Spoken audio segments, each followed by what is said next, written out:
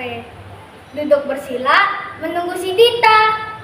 Saya Dinavan dari Miskape akan membawakan sebuah cerita yang berjudul Misteri Batu Terbelah. Di sebuah hutan tinggallah sebuah keluarga yang kurang mampu.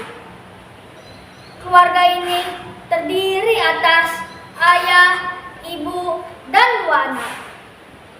Ayah adalah seorang pemburu. Ia sedang berburu. Pagi-pagi ia berangkat berburu.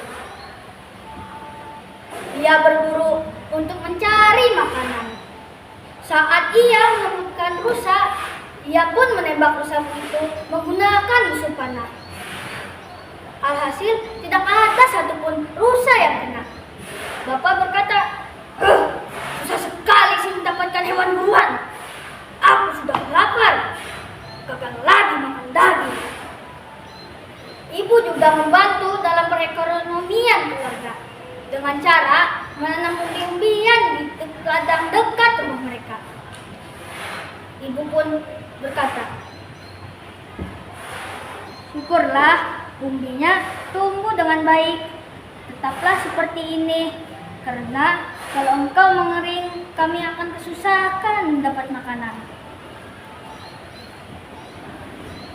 Kedua anak laki-laki mereka yang terdiri atas kakak dan adik sedang memancing. Adik mendapatkan ikan yang sangat besar. Adik pun berkata, Kak, aku mendapatkan ikan. Kakak pun berkata, tunggu Dik, biar kakak bantu membawanya. Ayo Dik, kita pulang agar kita bisa makan ikan ini.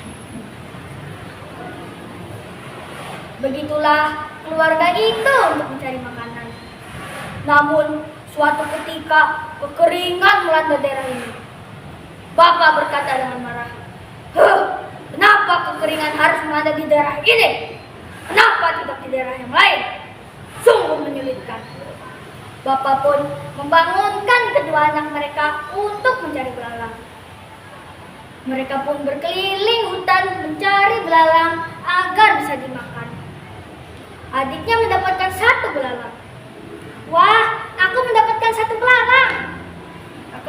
Ayah berkata, sebaiknya engkau harus mendapatkan 1 karung belalang sebelum pulang.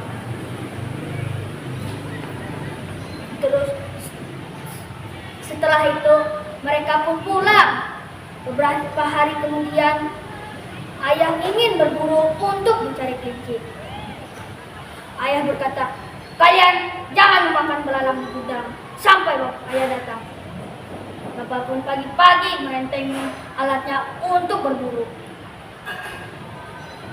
Adik mulai kelaparan. Adik selalu berkata kepada kakak, Kak, aku lapar. Aku ingin makan. Kakak berkata, tunggu Dik, mungkin ayah sebentar lagi akan pulang. Mungkin kita akan mencari makanan di ladang. Mereka pun mencari makanan di ladang. Namun satu pun makanan tidak ada mereka temukan. Kakak berkata, iya, di sini sudah sangat mengering. Mohon maaf ya Dik, kakak sudah membuat kamu semakin kelaparan. Adik berdiri, lalu bergegas ke gudang untuk bisa memakan belalang.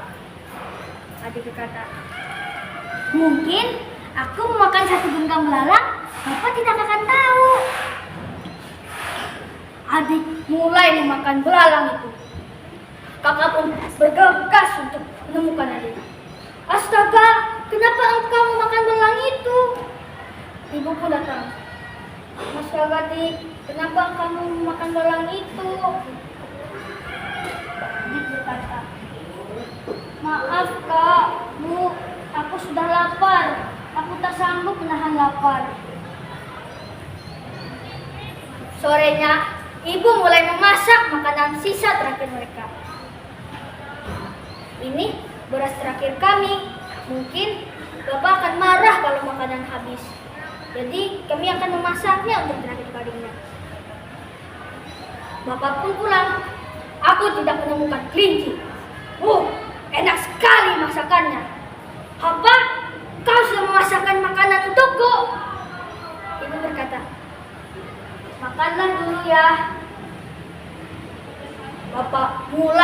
dengan lahap.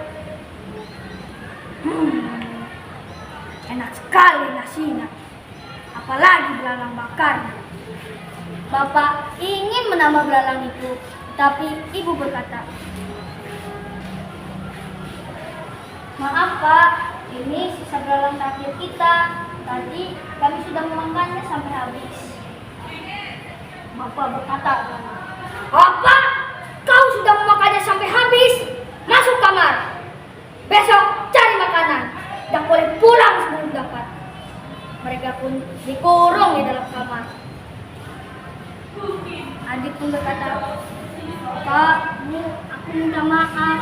Karena aku, kalian juga ikut dihukum."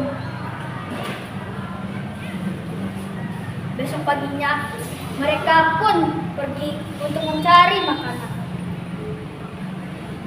Tapi tidak ada satupun makanan yang ada. Mereka pun mulai beristirahat di sebuah batu. Ibu berkata, "Istirahatlah saja." Setelah itu, ibu mulai menangis dan berkata, "Batu, tolong telanlah kami. Aku sudah tak tahan dengan Pak suami yang jahat seperti ini. Aku ingin hidup bebas, aman, tak ingin dimarahi setiap hari. Batu, tolong telan kami." Batu mulai terbuka lebar. Ibu berkata, "Ayo nak, kita masuk ke dalam batu, kita aman di dalam sini." Mereka pun mulai masuk ke dalam batu. Batu pun menutup kembali.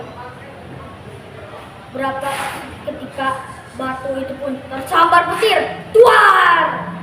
Batu itu pun terbelah. Teman-teman, tahu tidak pesan moralnya?